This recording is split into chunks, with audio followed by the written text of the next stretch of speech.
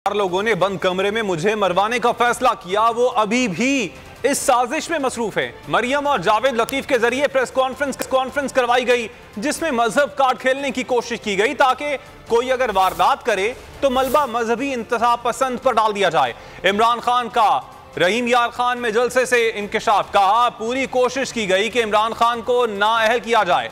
चार लोगों ने बंद कमरे में फैसला किया मुझे मरवाने का, और वो लोग अभी भी उस साजिश पर लगे हुए हैं। उन्होंने दोनों मरियम जो झूठ बोलने की पीएचडी दोनों के पास है, इनको और जावेद लतीफ को, इन्होंने इनसे प्रेस कॉन्फ्रेंस करवाई और प्रेस कॉन्फ्रेंस करवाई ऐसी कि इमरान खान खुदा ना खास्ता उसने मजहब की तौहीन की है। और फिर इनकी कोशिश है कि इसकी वजह से अगर कोई भी मेरे ऊपर वारदात हो तो कहेंगे जी मजहबी जुनूनी ने कर दिया, कहेंगे कि जी कोई दीनी इंतहा पसंद है इसको मार दिया। ये इनका प्लान है। लेकिन मैं आज आप सबको कह रहा हूं, सारे पाकिस्तान में मैं फिर रहा हूं, मुझे अपनी जान से ज्यादा मुझे पाकिस्तान की आजादी की फिक्र है। ये जो साजिश की थी इन्होंने पूरी तरह कोशिश की कि इमरान खान को नाअहल किया जाए, क्योंकि डरे हुए हैं।